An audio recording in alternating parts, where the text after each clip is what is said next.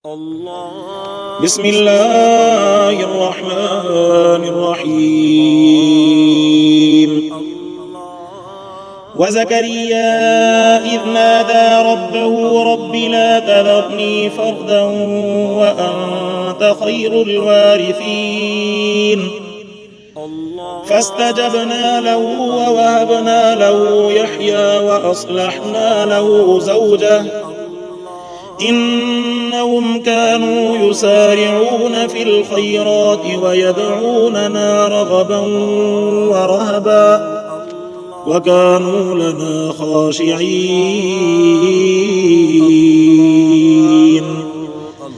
والتي أحصنت فرجها فنفخنا فيها من روحنا وجعلناها وابنها آية للعالمين إن هذه أمتكم أمة واحدة وأنا ربكم فاعبدون وتقطعوا أمرهم بينهم كل إلينا راجعون صدق الله العلي العظيم قرآن مقدس کی سورۃ الانبیاء جی آیت نمبر 79 کا تلاوت ہے. اللہ پاک پہرے حضرت یونس علیہ السلام جو واقعو ذکر کرن فرمایا تا حضرت یونس علیہ السلام اللہ جی اجازت کا سوائے پنجو گوٹ چھڈے ऐं जेको आहे समुंड जो सफ़र करे वञे पियो उहो इलाइक़ो छॾे त अल्लाह तबारक व तआला उनखे आज़माइश जे करे उनखे पकड़णु फरमायो ऐं उनखे इन में समुंड में पुल ॾियारे मच्छी जे पेट में रहाए करे ऐं उनखां अल्लाह पाक दुआऊं घुरायूं. दुआऊं घुराइण खां बाद में उनजी अल्लाह पाक दुआ खे क़बूल फरमायो ऐं दुआ जी क़बूलियत खां बाद में अल्लाह पाक उनखे मच्छीअ जे पेट मां ॿाहिरि कढणु फरमायो ऐं फरमाई त वरी उनखां बाद में इहो हज़रत यूनुस अलैहिस्सलाम उते सेहतमंद थियो. सेहतमंद थी करे वरी पंहिंजी क़ौम जे तरफ़ मोटी आयो, वरी सॼी पंहिंजी ज़िंदगी गुज़ारण लॻो. इन सॼे मामले जे अंदरि रब फरमायो अल्लाह जो नबी हुयो, उन जे मथां आज़माइश आई. इन आज़माइश खां बाद में इन मच्छीअ जे पेट जी ऊंदाईअ में, समुंड जी ऊंदाईअ में, राति जी ऊंदाईअ में जंहिंमां मालूम थियो त केॾियूं बि ऊंदायूं हुजनि ऐं ख़ुसूसन राति जी ऊंदाईअ में जेका दुआ क़बूल थींदी आहे ॾींहं जे मुक़ाबले में अल्लाह तबारक व तआला रातिनि जी दुआउनि खे वधीक क़बूल फरमाईंदो आहे. यूनुस अलैहिस्सलाम जी दुआ बि राति जो क़बूल थी. रात जो अल्लाह पाक जी ज़ात खे सरण फरमाईंदो हुयो. नबी हुयो अल्लाह जो, पर ईअं न चई त मुंहिंजे हथ में अल्लाह पाक वॾियूं ताक़तूं ॾेई छॾियूं आहिनि, बल्कि अल्लाह जो नबी हुजण जे बावजूदि फरमाईं त मुंहिंजा रब मां कमज़ोर आहियां, जेकॾहिं तुंहिंजे तरफ़ खां मुंहिंजे मथां रहम न थींदो त मां वॾनि नाइंसाफ़नि मां थी पवंदुसि. इहा यूनुस अलैहिस्सलाम जी दुआ हुई. अल्लाह पाक उन दुआ खे क़बूल करणु फरमायो ऐं यूनुस अलैहिस्सलाम जो इहो वाक़ियो जेको आहे क़ुर जे अंदरि रब साईं ज़िक्र करणु फरमायो. ऐं उनखां बाद में अल्लाह पाक हज़रत ज़करिया अलैहिस्सलाम जो ज़िक्र फरमायो. फरमाईंदा हज़रत ज़करिया अलैहिस्सलाम खे जॾहिं उनजी उमिरि तमामु घणी वधी वई ऐं उनखे पोइ ते बचड़ो न हुयो, बचे न हुजण जी सूरत में उन पंहिंजो यानी पावर या पंहिंजूं शयूं न ॾेखारियूं त मां त नबी आहियां, मां त हर शइ ते क़ादिर आहियां या मूंखे अल्लाह पाक अहिड़े क़िस्म जा पावर ॾिना आहिनि. न, बल्कि हज़रत ज़करिया अलैहिस्सलाम अल्लाह तबारक व तआला जे साम्हूं दुआ थो घुरे ऐं उन दुआ जो सबबु जेको आहे हिकिड़ो वाक़ियो बणियो आहे. कहिड़ो वाक़ियो? हज़रत ज़करिया अलैहिस्सलाम मामो हुयो अम्मा मरियम जो. अम्मा मरियम जेका आहे उन जे घर जे अंदरि, उन जे हुजरे जे अंदरि रहंदी. हज़रत ज़करिया अलैहिस्सलाम बैतुल मुक़द्दस जो पेशमाम हुयो ऐं उन जे भरिसां उन जो घर ठहियलु हुजरो ठहियलु हुयो. उन हुजरे जे अंदरि अम्मा मरियम जेका उन वटि रहंदी हुई ऐं इन रहण जी सूरत में हज़रत ज़करिया अलैहिस्सलाम जॾहिं ॿाहिरि कमाइण वेंदो, महिनत मज़दूरी करणु वेंदो हुयो. महिनत मज़दूरी करणु अल्लाह जे पैगंबरनि जो शेबो आहे, आदत आहे, एबदार न आहे. हलाल रोज़ी कमाइणु इहा जेका आहे इंसान जे लाइ अल्लाह तबारक व तआला हिकिड़ी इंसान जी फितरत में रखणु फरमाई आहे. हलाल रोज़ीअ जे अंदरि इंसान खे कॾहिं बि हया न अचणु घुरिजे, चाहे रेड़ो हलाइणो हुजे, चाहे साईं मुंहिंजे खे चवां दुकानु हलाइणो हुजे, या चाहे जेकॾहिं सफ़ाई बि करण जो मौक़ो मिले न हलाल जे तौर ते जेकॾहिं माण्हू अहिड़ा अमल करे थो जेके जाइज़ कम आहिनि, भली खणी उन जे अंदरि सम्झे थो त मुंहिंजे नफ़्स जे अंदरि हिकिड़ी कबात पैदा थिए थी, पर हराम जे मुक़ाबले में हलाल जे रिज़्क़ जे अंदरि अल्लाह तबारक व तआला वॾी बरकत रखी आहे. हिकिड़ो पेट जे अंदरि लुक़्मो जेकॾहिं हराम जो वेंदो उनजी इबादतुनि जी लज़त ख़तमु करे छॾींदो, पर जेकॾहिं हलाल जो लुक़्मो हिकिड़ो हुजे पर बुख ते ऐं उन ते जेकॾहिं इंसान इबादत कंदो, इन इबादत जी लज़त ऐं मज़ो ऐं ज़ाइक़ो अल्लाह तबारक व तआला उनखे ज़िंदगी जे अंदरि नसीब फरमाईंदो. सो हज़रत ज़करिया अलैहिस्सलाम अल्लाह तबारक व तआला जे साम्हूं वाक़ियो ॾिसी करे दुआ घुरी. वाक़ियो कहिड़ो? जॾहिं पंहिंजी इन हज़रत अम्मा मरियम खे पंहिंजे हिन में हुजरे में बंदि करे ॿाहिरि बंदि करे तालो ॾेई करे वेंदो हुयो कमाइण।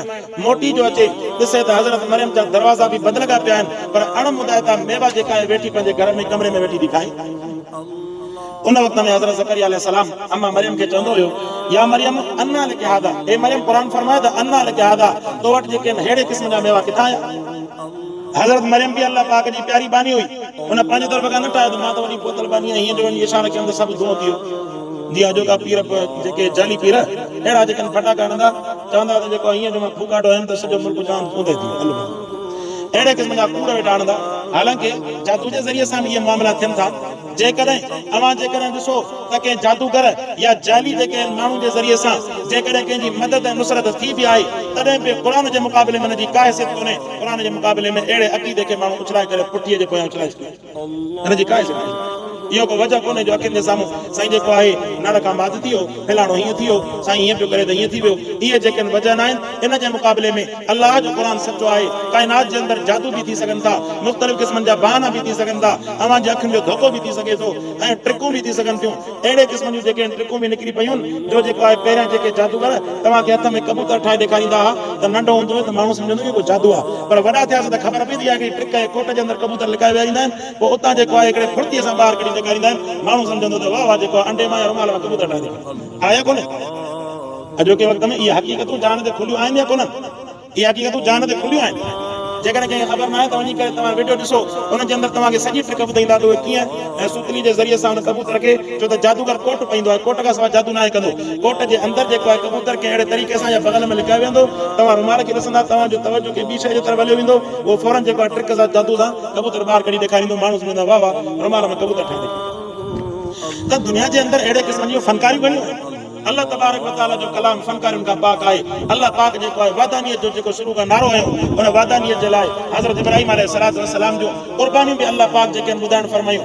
वरी जेको हज़रत ज़करिया अलैहिस्सलाम जॾहिं अम्मा मरियम खे ॾिठो, अम्मा मरियम चयो त क़ालत हुव मिन इंदिल्लाह, अम्मा मरियम चयो त हे मुंहिंजो कमाल न आहे, या मुंहिंजी इबादत जो कमाल न आहे, या मुंहिंजी का महिरबानी कोन्हे, बल्कि इहा जेका बि महिरबानी आहे, इहो जेको बि फज़ल आहे, इहो फज़ल सिर्फ़ ऐं सिर्फ़ मुंहिंजे अल्लाह जी ज़ात आहे।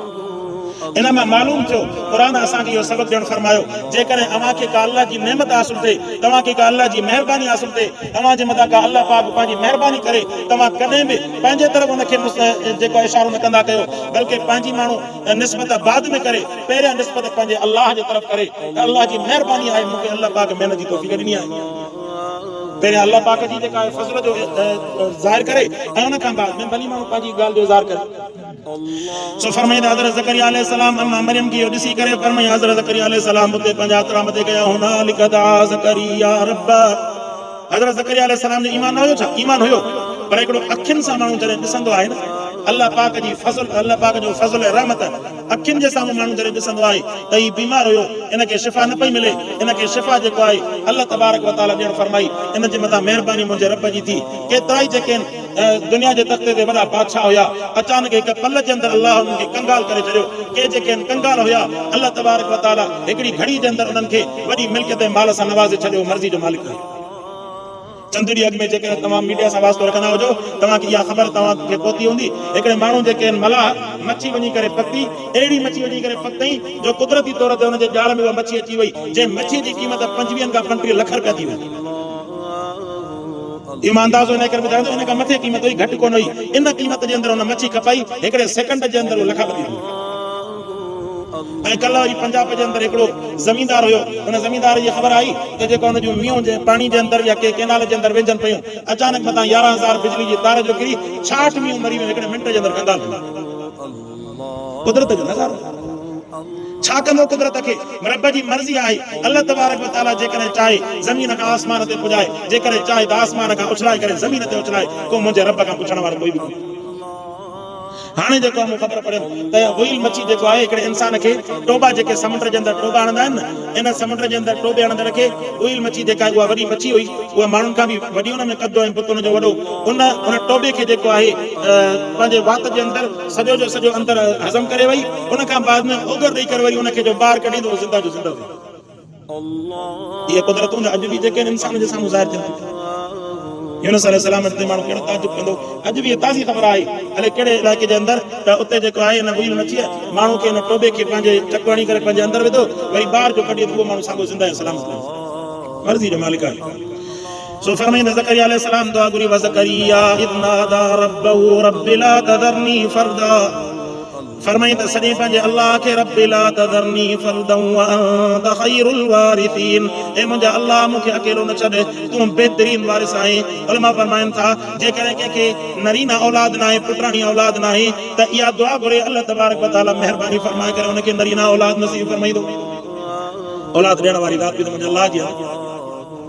काइनात जे अंदरि जेको आहे औलाद खां, तंहिंजे करे अल्लाह जे हाल ते माण्हू कॾहिं बि जेको आहे शाकी न थिए। असांखे मूंखे जेके नियाणियूं आहिनि चार, त इंसान खे माहौल जे एतबार सां हिकिड़ो इंसान खे फ़र्क़ु पवंदो आहे त एॾी ज़िमेदारी अल्लाह पाक खणण जी तौफ़ीक़ ॾे।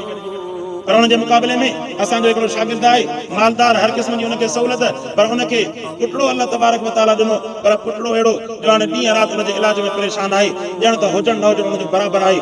चरियो जेको आहे 3 साल जी उमिरि अञा ताईं हुनखे ॻाल्हाइण जी सलाहियत बि कोन थी। हाणे ॾींहं राति अबो अम्मा हुनजे लाइ परेशान। इन जी जाइ ते पोइ माण्हू शुक्र कंदो भेण नियाणी अल्लाह पाक जेको अकुल वारी अता फरमाई।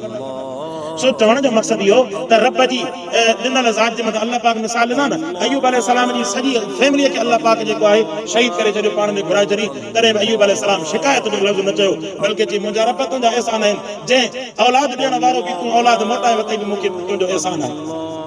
अयूब अलैहिस्सलाम अल्लाह पाक जो शुक्र अदा कयो। फरमाईंदो व अंत खैरुल वारिसीन, ऐं मुंहिंजा अल्लाह तूं ई बहितरीन वारिस ॾींदड़ आहीं।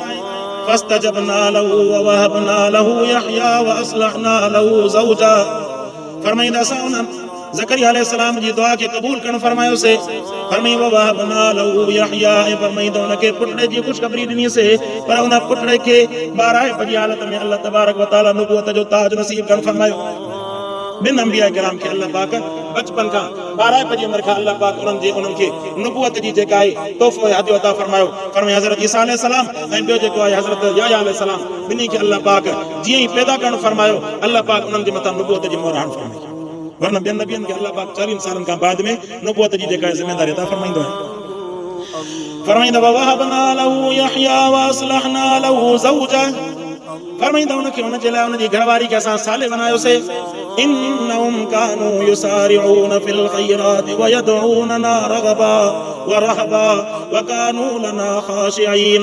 फरमाईंदी आहे नबियनि जी जेका जमात आहे, नबियनि जी जमात जे अंदरि अल्लाह पाक हिकिड़ी ख़सलत रखण फरमाई। साईं कहिड़ी फरमाईंदा युसारिऊन फिल खैरात, नेकी करण में देर न कंदा आहिनि। जॾहिं बि उन्हनि जो ज़हन नेकी जे तरफ़ मुतवजह थींदो आहे, फौरन जेको आहे पंहिंजे ॿियनि कमनि खे छॾे करे नेकी जे तरफ़ मुतवजह थींदा आहिनि। तंहिंजे करे हकीम अख्तर रहमतुल्लाह लिखण फरमायो, फरमाई जॾहिं बि तव्हांखे नेकी जो इरादो थिए न, इहो अल्लाह पाक जे तरफ़ खां तव्हांजे लाइ हिकिड़ो नेक इरादो महिमान आहे, फौरन हुन ते अमल करे ॾींदा। कि अमल न कंदो न शैतान हुन नेकी खां तव्हांखे हटाए छॾींदो। नफ़िल पढ़ण जो इरादो ते फौरन पढ़ी ॾेखारियो, नमाज़ जो इरादो ते फौरन नमाज़ पढ़ी ॾेखारियो, दीन जे रस्ते में निकिरण जो इरादो ते फौरन करे ॾेखारियो, दीन जी दावत ॾियण जो इरादो ते फौरन करे ॾेखारियो, तहज्जुद जो इरादो ते फौरन करे ॾेखारियो। ॿिए जे मथां करे करे इंसान जी दिलि चवंदी आहे त यार पैसा आहिनि खीसे में, ग़रीब आहे असांजे पाड़े में रहे थो, उनखे वञी करे जेकर 100 रुपयो ॾियां त हुन में सोचींदा न कयो, बग़ैर सोच जे जॾहिं ख़बर आहे नेकी आहे, फौरन माण्हू कढी करे हुनजे हथ ते रखे। जेतिरो सोचींदो न इहो 100 रुपयो बि जेको आहे पंहिंजे खीसे में, वरी शैतान हुनखे तवील ॾींदो, बचड़नि ते ख़र्च कयां, फलाणा कम कयां, अहिड़ा जेके मजबूरी आहिनि मां पाण लिखी ईंदो कमाया, पोइ इहे तवीलूं करे वरी साॻियो जेको हुनजे खीसे में रखंदो। हालांकि इहो इंसान सोचे जॾहिं पंहिंजी ख़्वाहिशुनि खे पूरे करण ते अचे थो, इहो इंसान सवनि जा त छा हज़ारनि जा हज़ार रुपया सिर्फ़ु पंहिंजे ख़्वाहिशुनि ते लुटाए थो छॾे, पर अल्लाह जे नाले ते ॾियण जे वक़्त में इंसान उन में वेठो सोचे थो तवीलूं थो करे। अर्ज़ करण जो मक़सदु इहो, जॾहिं नेकीअ जो तव्हांखे दावत मिले ज़हन जे अंदरि ठाको थिए, बाबा इहा नेकी आहे, जॾहिं करण जी अल्लाह पाक सलाहियत ॾिनी आहे त करे ॾेखारे। ताक़त न आहे हिकिड़ी अलॻि शइ आहे, बाक़ी ताक़त आहे त फौरन करे ॾेखारे। फरमाईंदा यदऊनना रगबा, अल्लाह जा नबी पहिरियों त नेकी जे अंदरि जल्दी कंदा हुआ, ॿिए नंबर ते अल्लाह मां उमीद रखंदा हुआ, वरहबा ऐं फरमाईंदा रब खां वरी डिॼंदा बि हुया। ईमान ॿिन्ही शयुनि जे विच जो नालो आहे, उमीद ऐं ख़ौफ़ जे विच जो नालो ईमान आहे। एॾी उमीद बि न हुजे जो अल्लाह जो नाफ़रमान बणिजी करे बीह रहे, वरी एॾो ख़ौफ़ बि न हुजे जो दुनिया जे हलाल ज़िंदगी खां बि माण्हू कटाफ थी करे वेही रहे। मता रब जेको आहे मूंखे मारे या मता मूंखे अज़ाब थिए हिन जे करे सॼी ज़िंदगी मस्जिद में वेठो हुजे क़ुर जे पिया लॻो पियो न, बल्कि वक़्तनि जेको आहे फ़राइज़ जा बि वक़्त अदा कबा, वक़्तनि जेको आहे ज़िंदगी जे जेके बि हलाल कम आहिनि, पंहिंजे घर वारनि जी महिनत आहे, ख़र्च आहे, उन्हनि जी साईं मज़दूरी आहे, उन्हनि जी ख़िदमत आहे, बीमारनि जी बीमार कुर्सी आहे, त जेके ज़िंदगी जा हलाल कम आहिनि सभिनि में जेको आहे कबो। फरमाईंदा ईमान जो नालो इहो आहे, ईमान जेको आहे ख़ौफ़ ऐं उमीद जे विच में आहे। जिते माण्हू गुनाह जी हद क्रॉस करण वक़्त में भउ अची वञे ऐं जिते जेको आहे नेकी जे तरफ़ मुतवज्जह थिए उते वरी अल्लाह पाक जी तरफ़ खां उमीद अची वञे। फरमाई वकान लना ख़ाशिईन, ऐं फरमाईंदा इहे जेके अल्लाह जे नबीअ जा जेका जमात हुई इहे अल्लाह तबारक व तआला खां ॾाढो डिॼंदड़ हूंदा हुया। अल्लाह तबारक व तआला उन्हनि खे इहा सिफ़त अता फरमाई, सभ खां वॾो ख़ौफ़ उन्हनि वटि अल्लाह पाक जो हूंदो हुयो। अल्लाह पाक खां दुआ आहे अल्लाह जे क़ुर खे सम्झण अमल करण जी तौफ़ीक़ अता फरमाए। वाख़िर दावना।